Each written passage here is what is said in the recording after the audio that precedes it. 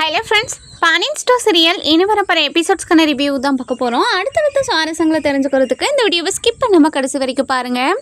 நம்ம கோமதி இருந்துட்டு பயங்கர கோவமாக உள்ளே போகிறாங்க. உள்ளே போன உடனே ராஜ் இருந்துட்டு என்னாச்சு, எதுக்காக இவ்வளோ கோவமாக இருக்கீங்க அப்படின்னு சொல்லி கேட்கவும், இங்கே பாரு ராஜி, உன் அண்ணனும் உங்கள் அண்ணன் குடும்பத்தில் இருக்கிறவங்களும் ரொம்ப ஓவராக தான் பண்ணிகிட்ருக்காங்க, என்ன தான் நினச்சிக்கிட்டு இருக்காங்க அவங்க அப்படின்னு சொல்லி கேட்டுக்கிட்டு இருக்கவும், நம்ம ராஜி மயக்கம் போட்டு கீழே விழுந்துடுறாங்க. விழுந்த உடனே ரொம்பவே அதிர்ச்சி ஆகி நம்ம கோமதியும் தண்ணி எடுத்துகிட்டு வந்து கொடுக்குறாங்க. என்னென்னமோ பண்ணி பார்க்குறாங்க. அதுக்கப்புறம் நம்ம கதிர் வருவோம். அம்மா என்னாச்சுமா அப்படின்னு சொல்லி கேட்குறாங்க. இல்லைடா, நாங்கள் 2 பேரும் பேசிக்கிட்டு இருந்தோம், திடீர்னு மயக்கம் போட்டெல்லாம் விழுந்துட்டா, என்னென்னு தெரியலடா அப்படின்னு சொல்லவும், அந்த நேரம் பார்த்து நம்ம ராஜும் அப்படியே மயக்கத்துலேருந்து எழுந்து உட்காடுறாங்க. உட்கார்ந்த உடனே, ஏய் என்னடி ஆச்சு உனக்கு, எனக்கு எவ்வளோ பதறி போச்சு தெரியுமா, இப்போது நல்லா இருக்கியா, ஹாஸ்பிட்டல் எது போகலாமா? இல்லைத்த, ஏதோ ஒரு மாதிரி கிருன்னு வந்துருச்சுத்த, இப்போது நல்லா தான் இருக்கேன், பரவாயில்லத்த, ஏதாச்சும் பிரச்சனைனா நம்ம அதுக்கப்புறமா ஹாஸ்பிட்டல் போய்க்கலாம், இப்போதைக்கு வேணாம், நான் கொஞ்சம் நேரம் ரெஸ்ட் எடுக்கிறேன் அப்படின்னு ரூமுக்கு போயிடுறாங்க. போன உடனே நம்ம கதிர் இருந்துட்டு, என்ன ராஜு என்ன ஆச்சு, நான் ரொம்ப பயந்துட்டேன் தெரியுமா, இங்கே பாரு கதிர், எனக்கு டேட் தள்ளி போயிருக்கு கதிர் அப்படின்னு சொல்லவும், என்ன ராஜு சொல்கிற, என்ன டேட் தள்ளி போயிருக்கு, இங்கே பாருங்கள், எனக்கு என்னமோ பயமாக இருக்குது, நான் ப்ரெக்னெண்ட்டாக இருக்கணும்னு தோணுது, அதனால் நீங்கள் போய் எனக்கு ஒரு ப்ரெக்னென்சி கிட்டு வாங்கிட்டு வரீங்களா அப்படின்னு சொல்லி கேட்கவும், ராஜி என்ன ராஜு சொல்கிற, உன்னோட ஆம்பிஷன் நிறைய இருக்குது, இந்த சமயத்தில் இந்த குழந்தையெல்லாம் நமக்கு தேவையா அப்படின்னு சொல்லி கேட்கவும், இங்கே பாரு, அதை பற்றிலாம் நம்ம அப்புறமா யோசிச்சுக்கலாம், நான் யோசிக்கிறது கரெக்டாக இல்லையான்னு நான் தெரிஞ்சுக்கணும், அதனால் நான் கிட்ட வச்சு தெரிஞ்சுக்கிறேன், நீ போய் வாங்கிட்டு வரியா அப்படின்னு சொல்லிட்டு நம்ம கதிரை வந்து அனுப்பி வைக்கிறாங்க. கதிரும் போய் ரொம்பவே பதட்டமாக மெடிக்கல் ஷாப்பில் நின்று பிறகு ப்ரெக்னென்சி கிட்டு வாங்கிட்டு இருக்கவும், அந்த நேரம் பார்த்து நம்ம பழனி வந்துடுறாரு.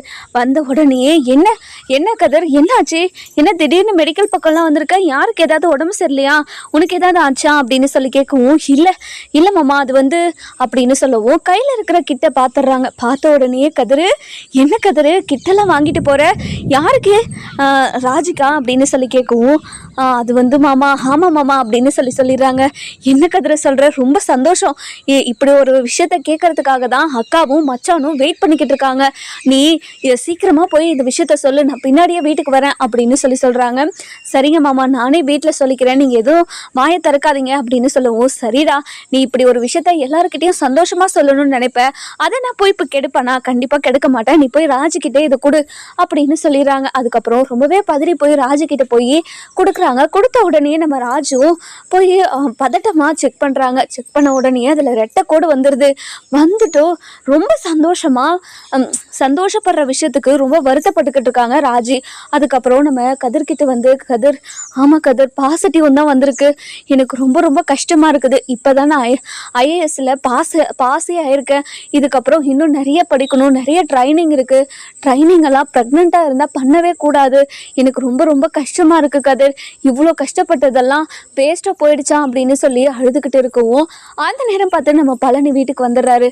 வீட்டுக்கு வந்த உடனே நம்ம அதாவது கோமதி கிட்ட, எனக்கா வீட்டில் ஒரு சந்தோஷமான விஷயம் நடந்திருக்கு, ஆனால் இந்த வீட்டில் எந்த சந்தோஷமோ இருக்கிற மாதிரியே தெரியலையே, எல்லாருக்கும் விஷயம் தெரிஞ்சிச்சா இல்லையா அப்படின்னு சொல்லி கேட்கவும், என்னடா பழனி, என்ன விஷயம் தெரிஞ்சிச்சான்னு கேட்குறேனே, எங்களுக்கு எந்த விஷயம் தெரியாதே அப்படின்னு சொல்லி நம்ம கோமதி சொல்லவும், அதுக்கப்புறம் இங்கே பாருக்கா, நம்ம வீட்டுக்கு புதுசாக ஒரு குழந்தை வரப்போகுது, குழந்தை சத்தம் கேட்க போகுது, அது உனக்கு தெரியாதாக்கா, இப்படி ஒரு விஷயத்தை தெரிஞ்சுக்காம எப்படிக்கா இருக்க நீ அப்படின்னு சொல்லி கேட்கவும், டே பழனி, உனக்கு என்ன பைத்தியம் ஏறிட்டுக்குதாடா, ஏன்டா இப்படியெல்லாம் பேசிக்கிட்டு இருக்க, யாருக்குடா குழந்தை வரப்போகுதுக்கு, நம்ம ராஜுக்கு தான்க்கா, ராஜு தான் ப்ரெக்னெண்ட்டாக இருக்காளாம், கதிர் வந்து மெடிக்கலில் ப்ரெக்னன்சி கிட்டலாம் வாங்கிட்டு போனானே, நானும் பார்த்தேனே, உங்ககிட்ட எதுவும் சொல்லலை, அப்படியாடா, என்கிட்ட எதுவுமே சொல்லலையே, ராஜி, கதிர் அப்படின்னு சொல்லி 2 பேருமே வெளியே கூப்பிட்றாங்க. கூப்பிட்ட உடனே விஷயம் எல்லாருக்குமே தெரிஞ்சிருது.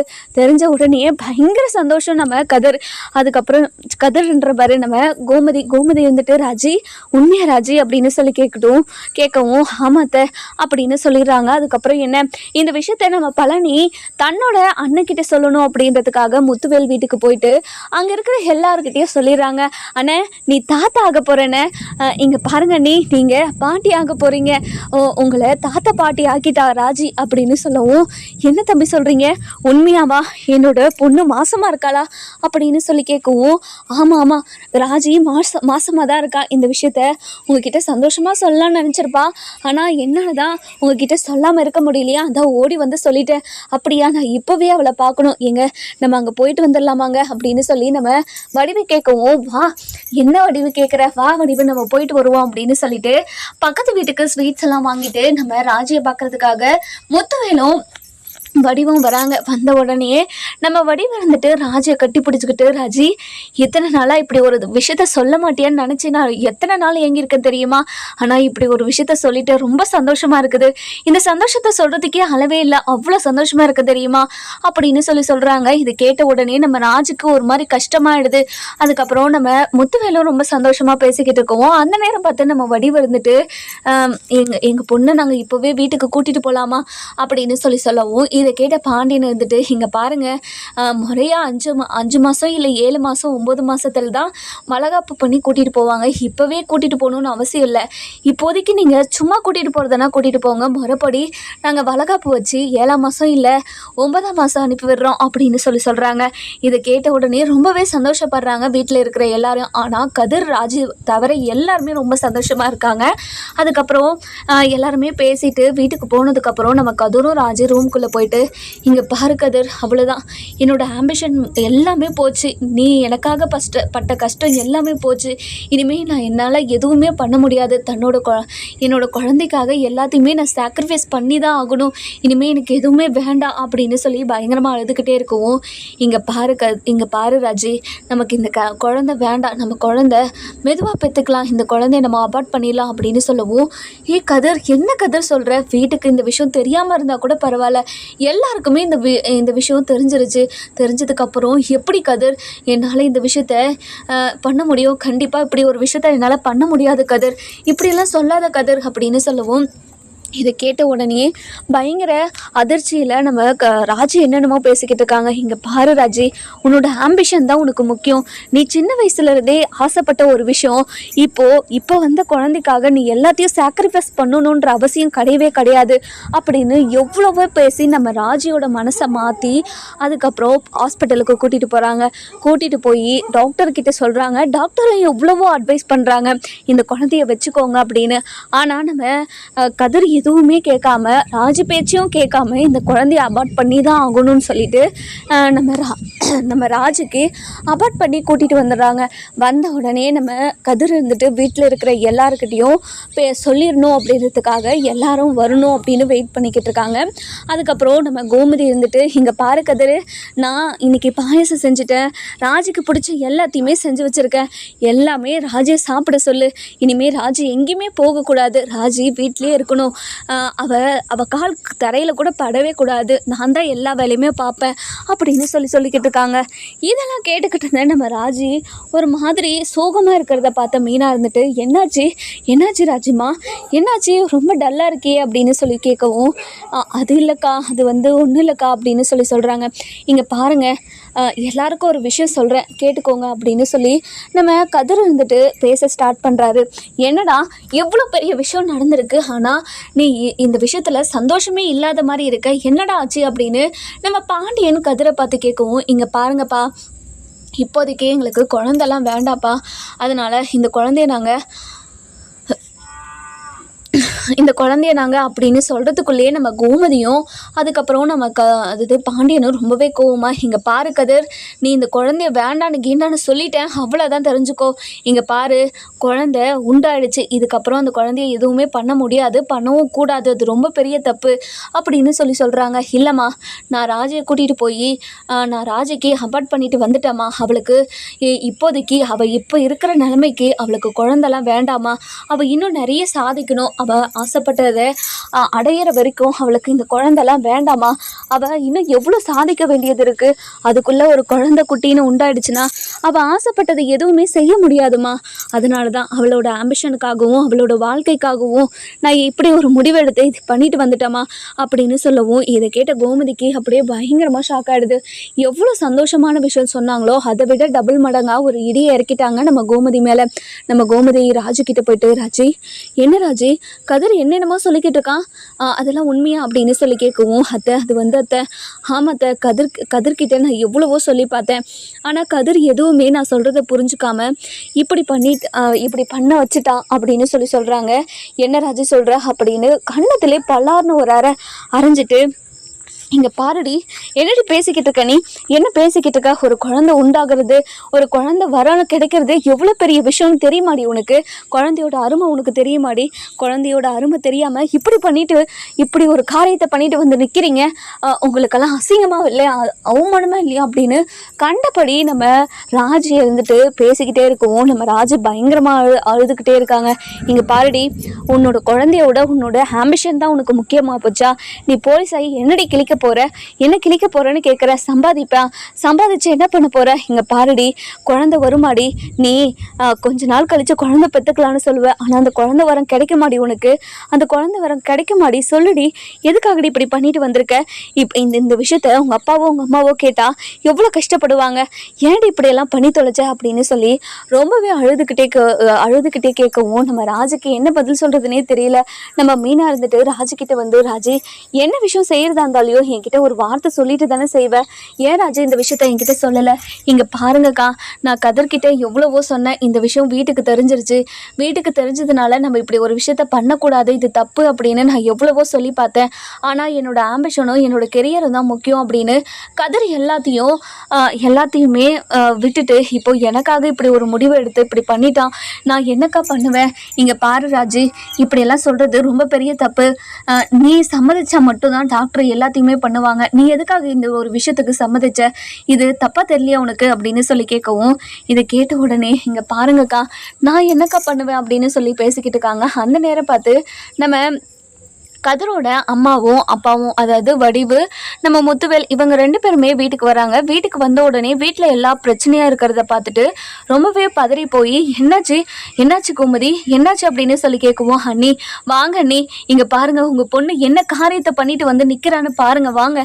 காலையில் தான் இப்படி ஒரு விஷயத்த சொன்னாலேன்னு அவ்வளோ சந்தோஷமாக இருந்தேன், ஆனால் இப்போ என் தலையில் இடியை இறக்கிட்டா அவங்க பொண்ணு அப்படின்னு சொல்லவும், என்ன கோமதி சொல்லிக்கிட்டு இருக்க, நீ சொல்கிறதெல்லாம் கேட்டால் எனக்கு ரொம்ப பதட்டமாக இருக்குது, பயமாகவும் இருக்குது, என்ன சொல்ற, நீ சொல்லு அப்படின்னு சொல்லி கேட்கவும், இங்க பாருங்க நீ, உங்க பொண்ணு வயித்துல இருக்கிற குழந்தைய கழிச்சிட்டு வந்து நிக்கிறா அப்படின்னு சொல்லவும், ராஜி என்ன சொல்றாங்க உங்க அத்தை? இங்க பாரு ராஜி, கோமதி சொல்றதெல்லாம் உண்மையா அப்படின்னு சொல்லி கேட்கவும், நம்ம ராஜி எதுவுமே பேசாம அமைதியாவே இருக்காங்க. அதுக்கப்புறம் முத்துவேல இருந்துட்டு கதிர்கிட்ட, கதிர் என்ன கதிர், எதுக்காக இப்படி ஒரு விஷயத்துக்கு இப்படி ஒரு முடிவு எடுத்தீங்க? இங்க பாருங்க மாமா, எங்களை மன்னிச்சிருங்க, ராஜியோட ஆம்பிஷனும் அவளோட கெரியரும் ரொம்ப முக்கியம். இப்படி ஒரு சமயத்தில் அவள் ரொம்ப கஷ்டப்பட்டு இந்த எக்ஸாம் எழுதியிருக்கா, இன்னும் அடுத்தடுத்து நிறைய விஷயம் பண்ண வேண்டியது இருக்குது.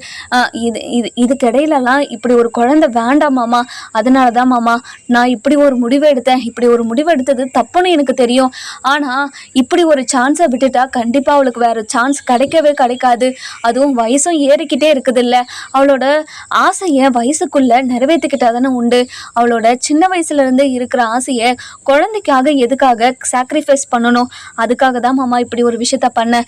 இது யாருக்கு தப்பாக பட்டாலும் பரவாயில்ல, எங்களுக்கு எப்போ குழந்தை வேணும்னு தோணுதோ நாங்கள் அப்போ குழந்தைய பெற்றுக்கிறோம். கண்டிப்பாக அந்த கடவுள் எங்களுக்கு குழந்தை வரம் கொடுப்பாங்க, நீங்கள் யாரும் கவலைப்படாதீங்க அப்படின்னு சொல்லவும், இதை கேட்ட பாண்டியன் இருந்துட்டு, நிறுத்துடா, ஏதோ பெரிய மனுஷன் மாதிரி பேசிக்கிட்டு இருக்கான், இங்கே பாருடா, நீ இப்படி ஒரு காரியத்தை பண்ணிட்டு வந்ததுக்கு எப்படிரா இப்படியெல்லாம் பேசிக்கிட்டு இருக்க, உனக்கு மனசாட்சின்றது ஒன்று இல்லை, எப்படிரா இப்படியெல்லாம் உன்னால் பேச முடியுது அப்படின்னு கண்டபடி கேட்டுக்கிட்டே இருக்கவும், இதெல்லாம் கேட்டுக்கிட்டு இருந்த நம்ம ராஜு இருந்துட்டு ரொம்பவே அழுதுகிட்டு உள்ளே ஓடி போய் கதவை சாத்திக்கிறாங்க. கதவை சாத்திக்கிட்ட உடனே நம்ம கதரும் ஓடி போய், ராஜி கதவை தர, ராஜி எதுக்காக கதவை சாத்திக்கிட்டு இருக்க, முதல்ல கதவை தர ராஜி அப்படின்னு சொல்லி கதவை திறக்க வைக்கிறாங்க. அதுக்கப்புறம் ராஜியும் கதவை திறந்து, கதிர் நான் அப்போவே சொன்னேன்ல வேண்டான்னு, இப்போ பாத்தியா நம்மளால் நம்ம எடுத்த முடிவால் இங்கே இருக்கிற எல்லாரும் எவ்வளோ கஷ்டப்பட்டுக்கிட்டு இருக்காங்கன்னு பார்த்தியா இல்லையா? நம்ம எடுத்த முடிவு ரொம்ப ரொம்ப பெரிய தப்பு கதிர். நம்ம ஒரு உயிரை அழிச்சிருக்கோம், ஒரு உயிரை கொண்டு இருக்கோம். அது எவ்வளோ பெரிய தப்பு, அதுவும் நம்மளோட குழந்தை அப்படின்னு ரொம்பவே ஃபீல் பண்ணி சொல்லிக்கிட்டு இருக்கோம். இதெல்லாம் கேட்டுக்கிட்டு இருந்தேன். நம்ம கோமதி இருந்துட்டு இங்கே பாருடி, எல்லாத்தையும் பண்ணி முடிச்சுட்டு வந்து இப்போ நல்லவ மாதிரி நடிச்சுக்கிட்டு இருக்காதடி, இனிமேல் என் மூஞ்சிலே முழிக்காத, நீ என்னை அத்தனை கூப்பிடாதடி, என் கூட பேசவும் பேசாதடி அப்படின்னு சொல்லிடுறாங்க. இதை கேட்ட உடனே நம்ம ராஜி கோமதியோட காலில் விழுந்து, அத்தை என்னை மன்னிச்சிருங்க அத்தை, நான் பண்ணதெல்லாம் மிகப்பெரிய தப்பு தான் அத்தை. அது உங்க பையனை என்கிட்ட சொல்லியிருந்தாலும் நான் இந்த விஷயத்துக்கு ஒத்துக்கிட்டு இருந்திருக்க கூடாது. நான் இந்த விஷயத்துக்கு ஒத்துக்கிட்டது மிகப்பெரிய தப்பு தான் அத்தை, என்னை மன்னிச்சிருங்க அத்தை, ப்ளீஸ் அத்தை அப்படின்னு சொல்லிட்டு காலில் விழுந்து கதறி அழுதுகிட்டே இருக்கவும் இதெல்லாம் பார்த்துக்கிட்டு இருந்த நம்ம ராஜி, அதாவது கதிரும் ராஜியும் ரொம்பவே வருத்தப்படுறாங்க. அதுக்கப்புறம் என்ன, நம்ம கோமதி இருந்துட்டு ரொம்பவே அழுதுகிட்டே இருக்கவும் பாண்டியன் வந்து, இங்கே பாரு கோமதி, அவங்களோட வாழ்க்கை அவங்க என்னவோ முடிவு எடுக்கிறாங்க. நமக்கு குழந்தைய பார்க்கணும், குழந்தைய கொஞ்சணும், வயசு இருக்கிறதுக்குள்ள குழந்தைய பார்த்துடணும்னு நாம் நினச்சிக்கிட்டு இருக்கோம். ஆனால் அவங்க வேற நினச்சிக்கிட்டு இருக்காங்க. அப்படி இருக்கும்போது இந்த காலத்து பசங்க கிட்டலாம் நம்ம எதிர்பார்க்கறது நடக்கவே நடக்காது. அப்படி இருக்கிறப்போ எதுக்காக நம்ம ஆசையை அவங்க மேலே திணிக்கணும்? அவங்க என்னமோ பண்ணிட்டு போறாங்க, விடு. இங்க பாருங்க, வழக்கமா நீங்க தான் கோவப்படுவீங்க, ஆனா இந்த விஷயத்துல என்னால எப்படிங்க பொறுமையா இருக்க சொல்றீங்க? என்னால பொறுமையெல்லாம் இருக்க முடியாதுங்க, என்னால முடியல, இந்த விஷயத்த ஏத்துக்கவே முடியல. குழந்தைன்றது எவ்வளவு பெரிய விஷயங்க, அது எப்படிங்க இவ்வளவு அசால்ட்டா போய் கலைச்சிட்டு வந்து நிக்கிறாங்க, என்னால இதை ஏத்துக்கவே முடியாதுங்க அப்படின்னு பயங்கரமா அழுதுகிட்டே இருக்கிறாங்க. அதுக்கப்புறம் என்ன, நம்ம பழனி வராரு. வந்த உடனே நம்ம இங்க நடந்துகிட்டு இருக்க விஷயத்தெல்லாம் கேள்விப்பட்டு, ஐயோ நம்ம தான் இப்படி ஒரு விஷயத்த எல்லாருக்கிட்டையும் ஒளர்வாய் மாதிரி ஒளரி வச்சுட்டோமே. ராஜியும் கதிரும் எவ்வளவோ விஷயத்த மனசுல போட்டு பூட்டி வச்சுக்கிட்டு பயத்துல இருந்திருக்காங்க. ஆனா நான் தான் புரிஞ்சுக்காம எல்லாருக்கிட்டையும் சொல்லி இப்போ இவ்வளவு பெரிய பிரச்சனையை ஆக்கி வச்சுட்டோமே அப்படின்னு கதிர்கிட்ட போயிட்டு, கதிரு இங்க பாரு கதிரு, உன்னோட மனசுல இப்படி ஒரு எண்ணம் இருக்குதுன்னு என்கிட்ட ஏற்கனவே சொல்லியிருந்தா இந்த விஷயத்த நான் யாருக்கிட்டையும் சொல்லியிருக்க மாட்டேன்ல கதிரு, ஏன் கதிரு இப்படி பண்ண அப்படின்னு சொல்லி கேட்கவும், இங்க பாருங்க மாமா, நீங்க வீட்டுல வந்து சொல்லுவீங்கன்னு நான் எதிர்பார்க்கவே இல்லை மாமா. அது மட்டும் இல்லாம ராஜி ரொம்ப ரொம்ப கஷ்டப்பட்டு இந்த எக்ஸாம் எழுதியிருக்கா. அப்படி இருக்கும்போது எப்படி மாமா என்னால அதெல்லாம் விட்டுட்டு நீ குழந்தைய பார்த்துக்கோன்னு சொல்ல முடியும்? கண்டிப்பாக என்னால் அது சொல்ல முடியாது மாமா. குழந்தைக்காக சாக்ரிஃபை பண்ணால் எல்லாத்தையுமே தான் பண்ணணும், அதனால் எனக்கு அதில் விருப்பமே கிடையாது மாமா. அதனால தான் என்ன ஆனாலும் பரவாயில்லன்னு சொல்லிட்டு நான் இந்த குழந்தைய கழிச்சிட்டு வந்து நிற்க சொன்னேன். அது இங்கே பாரு ராஜி, நீ எதுக்குமே கவலைப்படாத, நடக்கட்டும் அப்படின்னு சொல்லிட்டு வெளியே போயிடுறாங்க. இன்னொரு பக்கம் பார்த்தீங்கன்னா நம்ம குமார் ரொம்பவே சந்தோஷமாக சுடர்கிட்ட, இங்கே பாருங்கள், உங்களை கல்யாணம் பண்ணதில் எனக்கு ரொம்ப சந்தோஷம், நீங்கள் ரொம்ப அழகாக இருக்கீங்க அப்படின்னு சொல்லவும், நீங்களே தான் ரொம்ப அழகாக இருக்கீங்க, இங்கே பாருங்கள் நான் எவ்வளவோ தப்பு பண்ணியிருக்கேன்னு உங்களுக்கு தெரியும், அப்படி இருந்தும் எதுக்காக என்னை கல்யாணம் பண்ணிக்கணும்னு நீங்கள் நினச்சிங்க? இங்கே பாருங்கள், என்னோடய அம்மாவும் அப்பாவும் உங்களை கல்யாணம் பண்ணிக்கணும்னு சொன்னாங்க, அதனால தான் உங்களை கல்யாணம் பண்ணிக்கிறதுக்கு ஒத்துக்கிட்டேன். அது மட்டும் இல்லாமல் ஆம்பளைங்க கல்யாணத்துக்கு முன்னாடி அப்படி இப்படின்னு தான் இருப்பாங்க, கல்யாணத்துக்கு அப்புறம் நீ தான் எல்லாத்தையும் திருத்தி உன் பக்கம் வர வைக்கணும்னு சொன்னாங்க. கல்யாணத்துக்கு அப்புறம் நீங்கள் நல்லவங்களாக இருந்தால் மட்டும் போதும், கல்யாணத்துக்கு முன்னாடி நீங்கள் எப்படி இருந்தீங்கன்னா நான் எதுவுமே கேட்க மாட்டேன், இதுக்கப்புறம் நீங்கள் என்கிட்ட எப்படி நடந்துக்கிறீங்களோ அப்படியும் நடந்துக்கோங்க அப்படின்னு சொல்கிறாங்க. இதை கேட்ட உடனே அதாவது நீங்கள் யாரையாவது லவ் பண்ணியிருக்கீங்களா அப்படின்னு குமார் கேட்குறாங்க. இல்லை, இது வரைக்கும் நான் யாரையுமே லவ் பண்ணதே கிடையாது, அப்படி ஒரு எண்ணமும் வந்தது கிடையாது. ஏன்னா எங்கள் வீட்டில் இருக்கிற சூழ்நிலை அந்த மாதிரி, எங்கள் அம்மாவும் சரி என் அப்பாவும் சரி சின்ன வயசுலேருந்தே எங்களை ரொம்ப கஷ்டப்பட்டு தான் வளர்த்தாங்க. ஒருவேளை சாப்பாட்டுக்கு கூட நாங்கள் ரொம்ப கஷ்டப்படுவோம். ஆனால் இவ்வளோ பெரிய வசதியான வீட்டில் நான் கல்யாணம் பண்ணிக்கிட்டு வந்திருக்கேன். பணம் இருந்தால் மட்டும்தான் சந்தோஷமாக இருக்க முடியுமான்னு எத்தனையோ பேர் இந்த கல்யாணத்தை பண்ணிக்காத அப்படின்னு சொன்னாங்க. ஆனால் எனக்கு இந்த கல்யாணத்தை பண்ணிக்க பணம் இல்லாததால் மட்டும்தான் நான் இத்தனை வருஷமாக கஷ்டப்பட்டுக்கிட்டு இருந்தேன். உங்களை கல்யாணம் பண்ணிக்கிட்டா அந்த பண கஷ்டம் தீரும் அப்படின்னு நினச்சி தான் நான் கல்யாணம் பண்ணிக்கிட்டேன். ஆனால் இந்த விஷயத்த உங்ககிட்ட சொன்னால் நீங்கள் என்ன நினைப்பீங்கனாலாம் எனக்கு தெரியாது, ஆனால் என் மனசில் பட்டதை நான் அப்படியே சொல்லிட்டேன் அப்படின்னு சொல்கிறாங்க. இங்கே பாரு, நான் ஏற்கனவே அரசியை லவ் பண்ணது, அவளை கடத்திட்டு போய் கல்யாணம் பண்ணது அப்படின்று நிறைய ட்ராமாலாம் நடந்துச்சு. ஆனால் அது எல்லாத்துக்கும் காரணம் என்னோட தங்கச்சி தான். என் தங்கச்சி மட்டும் அப்படி பண்ணாமல் இருந்திருந்தானா கண்டிப்பாக நானும் எதுவும் பண்ணியிருக்க மாட்டேன். எல்லாமே என்னோட தங்கச்சியால் தான். தங்கச்சி இவ்வளோ அவமானப்படுத்திட்டு போயிட்டாலே அவங்கள சும்மா விடக்கூடாது, அவங்களையும் பழி வாங்கணும் அப்படின்றதுக்காக தான் நான் இது எல்லாத்தையும் பண்ணேன். இனிமேலும் நான் அப்படியெல்லாம் பண்ண மாட்டேன், என்னை மன்னிச்சிரு அப்படின்னு சொல்லவும் இதை கேட்ட உடனே நம்ம சுடர் வந்துட்டு, இங்கே பாருங்கள், நீங்கள் கவலைப்படாதீங்க. எதுக்குங்க நீங்கள் கவலைப்படுறீங்க? அதை பற்றியெல்லாம் நான் யோசிக்கவும் மாட்டேன், அதை பற்றி ஒரு வார்த்தை கூட உங்களை கேட்கவும் மாட்டேன். அதே மாதிரி அந்த வீட்டில் இருக்கிறவங்க கிட்ட அடிக்கடிக்கு சண்டைக்கும் போகாதீங்க.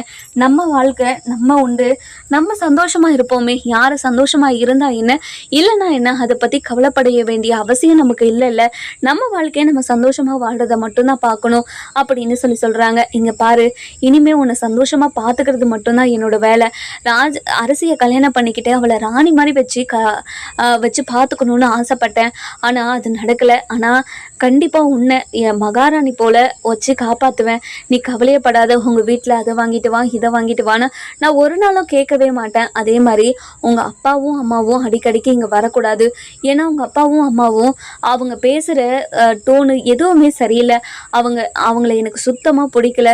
ஏன்னா என் மனசில் இருக்கிறத மொத்தமாக சொல்லிடுறேன். அவங்க பேசுகிறது, அவங்க நடந்துக்கிறது, அவங்க பேசுகிற விதம், அது எதுவுமே எனக்கு சுத்தமாக பிடிக்கல. அதனால் நீ எப்பயாவது ஒரு முறை மட்டும் அவங்கள வர சொன்னால் போதும். உனக்கு அவங்கள பார்க்கலன்னா நீ எப்போ வேணாலும் போகலாம், எப்போ வேணாலும் வரலாம். ஆனால் அவங்கள மட்டும் எப்பயாவது ஒரு டைம் மட்டும் வீட்டுக்கு வர சொல்லு, சரியா அப்படின்னு சொல்லவும், நீங்கள் சொல்கிறது எனக்கு நல்லாவே புரியுதுங்க. என்னோட அப்பா அம்மா எப்படி பேசுவாங்க, எப்படி நடந்துப்பாங்க, யாருக்கிட்ட எப்படி பேசணும் அப்படின்றது அவங்களுக்கு சுத்தமாக தெரியாதுங்க. நாங்கள் எவ்வளவோ சொன்னாலும் உனக்கு எதுவும் தெரியாது, நீ என்ன பெரிய மனுஷன் அப்படி இப்படின்னு சொல்லி எங்களை வாயை அடக்கி வச்சிருவாங்க. நாங்கள் என்னங்க பண்ண முடியும்? நாங்கள் வாயை திறந்து பேசினாலே எல்லாமே தப்பாக தானே முடியுது. பொண்ணுங்கனாலே அப்படி தானேங்க அப்படின்னு சொல்லிட்டு இவங்க பாட்டுக்கு மனசில் பட்டதெல்லாம் பேசிக்கிட்டு இருக்காங்க. அடுத்த நாள் காலையில் நம்ம சத்திவேல் இருந்துட்டு குமார் கிட்ட போயிட்டு, என்ன குமார், சந்தோஷமாக இருந்தியா அப்படின்னு சொல்லி கேட்கவும், இங்கே பாருங்கப்பா, நான் அந்த பொண்ணை கல்யாணம் பண்ணிக்கிட்டதில் ரொம்ப சந்தோஷப்படுறேன்ப்பா. அந்த பொண்ணு என்னோட வாழ்க்கையை பற்றி நிறைய சொல்லுச்சு. அது மட்டும் இல்லாமல் இனிமே நடக்க போகிறதையும் சொல்லிச்சு. நீ இனிமே எப்படி இருக்கணும், எப்படி நடந்துக்கணும், யார்கிட்ட எப்படி பேசணும், இதுக்கு முன்னாடி நான் எவ்வளோ தப்பு பண்ணேன் அப்படின்றது எல்லாத்தையும் சொன்னாங்கப்பா. அது எல்லாமே எனக்கு இப்போ தான்ப்பா புரிஞ்சுது. நான் எவ்வளோ பெரிய தப்பு பண்ணியிருக்கேன்னு. நான் இவ்வளோ பெரிய தப்பு பண்ணியிருக்கவே கூடாதுப்பா. நான் தப்பு பண்ணதுனால தானே எனக்கு கல்யாணம் ஆகாமல் இத்தனை நாள் நான் எவ்வளோ கஷ்டப்பட்டுக்கிட்டு இருந்தேன். அது எல்லாத்துக்கும் காரணமாக இந்த பொண்ணு தான். எனக்கு கல்யாணம் பண்ணிட்டு வர்றதுக்காக தான் நான் இவ்வளோ பெரிய தப்பையும் பண்ணியிருக்கேன் அப்படின்னு நினச்சாலும் ஒரு பக்கம் சந்தோஷமாக தான் இருக்குது. நான் சுடரை கல்யாணம் பண்ணிக்கிருந்தா எனக்கு மனசுக்கு சந்தோஷமாக இருக்குதுப்பா அப்படின்னு சொல்கிறாங்க. இது கேட்ட உடனே, இங்கே பாருடா குமார், நீ இப்படி ஒரு வார்த்தையை சொல்லுவேன்னு சத்தியமாக நான் எதிர்பார்க்கவே இல்லைடா.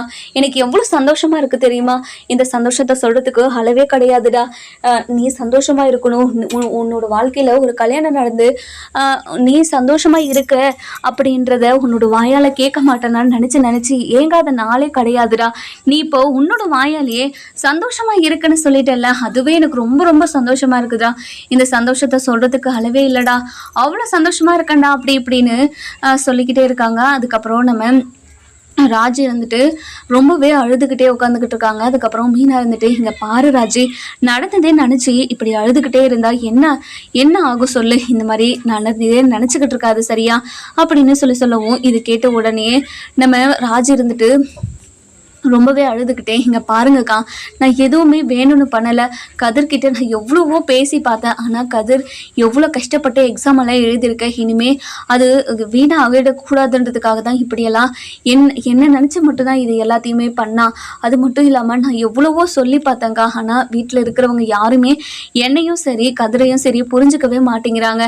ரெண்டு பேரையும் திட்டுறதுலையும் அசிங்கப்படுத்துறதுலையும் தான் இருக்காங்களே தவிர எங்களை யாருமே புரிஞ்சுக்கலக்கா. இங்கே பாரு ராஜி, நீ இப்படி ஒரு முடிவு எடுக்கிறதா இருந்தால் வீட்டில் சொல்லியிருக்கணும்ல.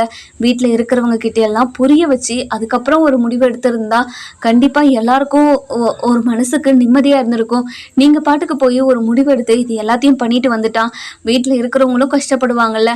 அதை நீங்கள் யோசிச்சு பண்ணியிருக்கணும்ல அப்படின்னு சொல்லவும், இங்கே பாருங்கக்கா, கதிர் யோசிக்கிற அளவுக்கெல்லாம் எதுவுமே என்னை இருக்கவே விடலை. அது கொஞ்ச நேரத்தில் ஒரு 2 வார்த்தை கூட பேசலை. என்னை ஹாஸ்பிட்டலுக்கு கூட்டிகிட்டு போய் அங்கே டாக்டரையும் எதுவும் பேச விடாமல் டாக்டர் இப்படி ஒரு விஷயம் பண்ணுற வரைக்குமே கதிர் சைலண்ட்டாகவே இல்லை. டாக்டர் இப்படி ஒரு விஷயத்த பண்ணி முடிச்சதுக்கு அப்புறம் தான் கதிர் சைலண்ட்டாகவே ஆனால் நான் என்னக்கா பண்ணட்டும் அப்படின்னு சொல்லுவோம். இங்கே பாரு ராஜு, நடந்து போச்சு. கண்டிப்பாக அத்தையோட மனசு மாறி உன்னை புரிஞ்சுக்கிட்டு உன்கிட்ட பேச ஆரம்பிப்பாங்க, கவலையே படாத. இல்லைக்கா, அத்தை என்கிட்ட பேசாமல் இருக்கிறது எனக்கு ஒரு மாதிரி கஷ்டமாக இருக்குது. இதை என்னால் தாங்கிக்கவே முடியல, என்னால் இந்த கஷ்டத்தையும் சொல்ல முடியல உங்ககிட்ட அப்படின்னு சொல்லவும், இதை கேட்ட உடனே என்ன பண்ணுறது ஏது பண்ணுறதுன்னு தெரியாமல் நம்ம ராஜிக்கு சப்போர்ட் பண்ணி மீனா இருந்துட்டு கோமதி கிட்ட போயிட்டு, அத்தை ராஜியோட மனசையும் கொஞ்சம் புரிஞ்சுக்கணும் இல்லை அத்தை, எக்ஸாம் எவ்வளோ கஷ்டப்பட்டு எழுதியிருக்கா, இப்போ மட்டும் இந்த சமயத்தில் குழந்தை வயிற்றுல இருந்தா அவன் நினச்சதெல்லாம் செய்ய முடியுமா? இங்கே பாரடி, அவளுக்கு சப்போர்ட் பண்ணிக்கிட்டு என்கிட்ட வந்து பேசாதடி, அவள் எவ்வளோ பெரிய தப்பு பண்ணியிருக்கா அது உனக்கு தெரியலையாடி, ஆனால் நீ வந்து அவளுக்கு சப்போர்ட் பண்ணி பேசிக்கிட்டு இருக்க. இங்க பாரு, யாரை பத்தியும் என்கிட்ட பேசாத, நான் ரொம்ப ரொம்ப கோபமா இருக்கேன், யாருக்கிட்டையும் பேசணுன்ற அவசியம் எனக்கு கிடையாது, எல்லாம் பெரியவங்கன்னு நினைச்சுக்கிட்டு அவங்கவுங்க பாட்டுக்கு அவங்கவுங்க முடிவு எடுத்துக்கிட்டு இருக்கீங்களே, அப்படியே இருங்க, நானும் அப்படியே இருந்துக்கிறேன், என்கிட்ட யாரும் பேசவும் பேசாதீங்க அப்படின்னு சொல்லிடுறாங்க. இதை கேட்ட உடனே நம்ம மீனாவும் ரொம்பவே வருத்தப்படுறாங்க. நம்ம கோமதி இருந்துட்டு ராஜியை புரிஞ்சுக்கிட்டு ராஜிக்கிட்ட பேசுவாங்களா மாட்டாங்களான்னு சொல்லிட்டு நம்ம வர எபிசோட்ல பார்க்கலாம். இந்த வீடியோ உங்களுக்கு பிடிச்சிருந்தா லைக் பண்ணுங்க, சப்ஸ்கிரைப் பண்ணுங்க, மறக்காம பெல்